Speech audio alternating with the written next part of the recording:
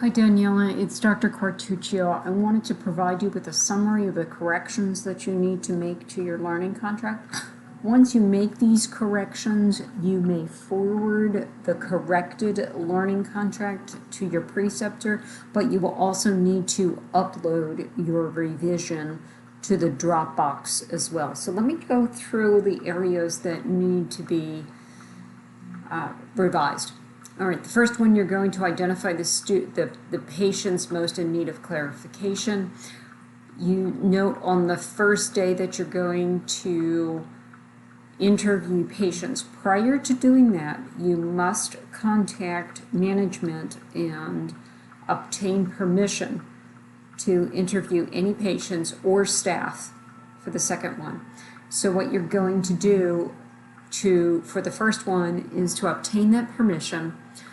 The next activity that you will need to do is to create a standardized survey so that you have the same questions for each patient, and you're also going to have to, as part of your evidence, provide that written evidence that you did interview patients.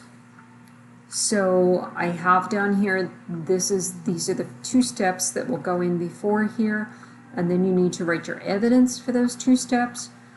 And then prior to this one, you will need to do the same thing, ask permission. You can write this out anyway. You could ask permission to interview the staff as well as the patients at the same time. It doesn't matter. But you do need to list those steps as part of this, and then creating your surveys. The surveys will be part of your evidence, and I would recommend that you talk to your preceptor as well to review those surveys to see if she has any input into them as well. So what you're going to do for your evidences are list that you gained permission, show your surveys, provide a summary of your preceptor feedback. You'll have to show some of those surveys that you took, and then you'll write up summaries of those, the patient findings as well as the staff findings. So for outcome number 2, you note that you're going to research the evidence-based practice.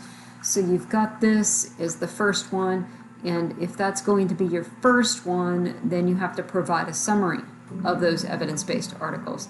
Second one is that notes that you're going to look at the policy, so that would be your second evidence. And then the one that you said create a format, that's actually an activity, so that needs to be moved to this column. And then it would just be your third evidence, which is going to be this summarize the delivery format. These two are essentially the ones that are written up there, so you need to make these corrections. Then for your outcome number 3, you're going to consider barriers when creating educational tools. So you have your researching, and then if you're researching, then you have to provide a list of those resources that you used for your research with summaries. A lot of people do annotated bibliographies. Next is the summary of how you're going to best do it, and so this is not evidence, this is an activity. Your evidence would be a list of presentation options. And then the only one for outcome 4 that you need to revise is that you're going to put the summaries together to create a tool.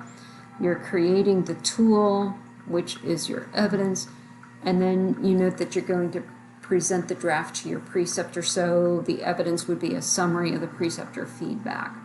So once you make these corrections, then you will be able to forward it to your preceptor, and I will also be sending a form to your preceptor that they have reviewed it and they agreed to it. So if you have any questions, please give me a call.